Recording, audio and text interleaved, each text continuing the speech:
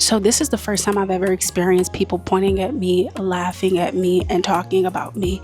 Today, I said it was a fight with 3 T's. If you look up the definition of clumsy, I'm there. Good morning. We are at volume block week 4, and today we are doing heavy deadlifts. We're doing 245 pounds today as my top set, and we're doing 4x6. I hate 4x6.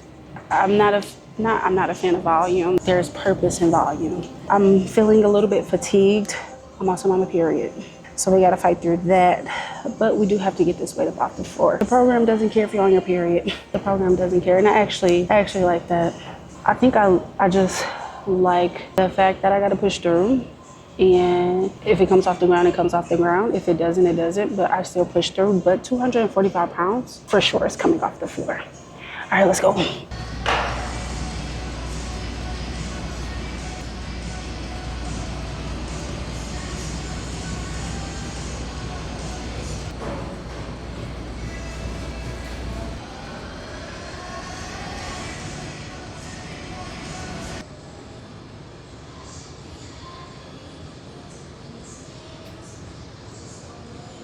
I think one of the worst things that you could ever do is leave your headphones at home.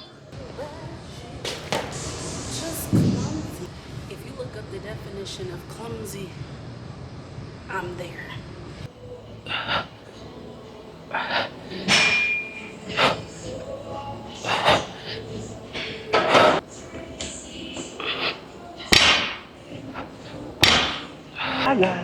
I got it too.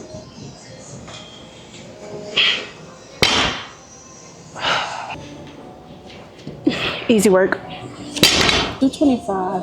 It felt heavier than it looked. My goal is to get back to 300. Let me tell you what I think I want to pull on the platform on May 30th. I think on May 30th, I can see myself pulling 325, 350, which is wild because I didn't even think that I could pull 300 pounds. Let's go pull this 245, 46. I got it.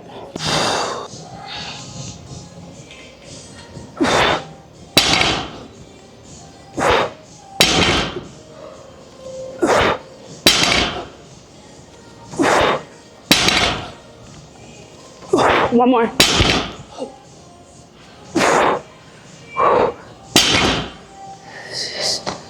That looked good, but it felt so heavy. It feels heavy because of 2 things. 1, I'm fatigued. I'm at the end of volume block, but after each week, the weight gets heavier every week. 1, 2, I'm on my period. So I'm like fatigued on top of fatigued on top of fatigued. I gotta do that 3 more times, but we're gonna get through it. Let's talk about rest real quick. Please make sure, you and me right here, lovely. Please make sure that you are resting in between your sets, especially heavy lows. For the first 2 months getting into powerlifting, I was barely resting in between my sets. And I was doing 1 to 2 minutes of rest in between sets, or sometimes just racking the weight and getting back into it, which is mind-boggling. If you are doing a heavy load, at least rest 5 to 7 minutes. That's why you see those memes, and if I can find one, I'll put it right here, where they're powerlifters be sleeping in the gym in between sets, because we have to rest our bodies. We have to allow our body to gain more energy to go back into that set. And when it comes to accessories, so for example, if I was doing leg extensions, leg curls, lunges, I probably do 1 to 2 minutes because I'm not exerting a lot of energy. You know what I'm saying? So let's get back to it. It's so quiet in here that I could hear a pin drop. We're processing this together. So this is the first time I've ever experienced people pointing at me, laughing at me, and talking about me. And it was very obvious that was what was going on. This is how I know God is delivering me. The old me would have, I would be obsessing over it. What did they say about me? Da, da, da. But it was after I did my last set. I was pushing and grinding for that last set. I was talking to myself LeBrea, you got 2 more. Come on, you got this. And it was a thought of, instead of trying to figure out what's wrong with me, I'm just being myself. I'm just doing what I I'm just doing what I love. And y'all, I can't even explain. Like, and it's just like,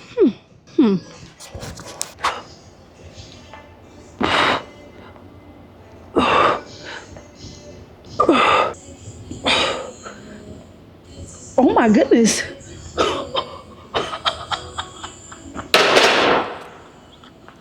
Yo, I just benched 100 pounds for 6. That is wild to me. It's wild to me because I remember when I was benching around like May, July, baby, I was barely getting 75 pounds. And now I am. This is something I think that will never get old. I have a notebook. I just started this. I used to do this in Excel, but I think there's just something about writing it down. So now for all my top sets, I write down exactly what weight I'm working with and just notes about how I'm feeling in the moment. For example, today I said it was a fight with 3 T's. That deadlift today was a fight, okay? And then I also just write a note to myself. So today's note to self is, decreasing weight doesn't mean that I'm weak. It means that I'm still building. This gets me away from my phone, but also too, I just love writing. I just love the act of writing something down. So it's always good to go back and just be able to recollect, reminisce, and recall what you've done and how something felt. All right, we got one more set, and then we're gonna finish up the workout today, and then we're gonna get out of her.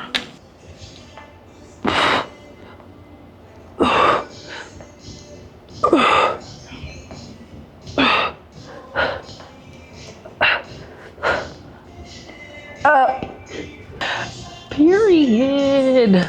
Can't mess with me. No, I'm just kidding. I mean, I'm not, but I am, but I'm not, but I am. Okay.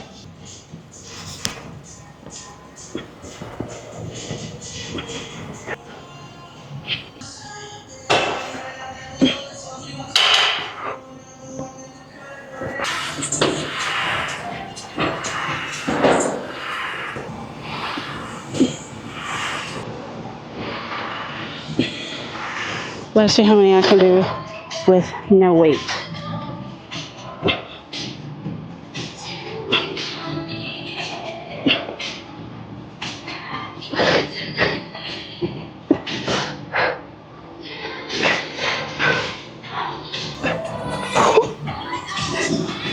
I got excited.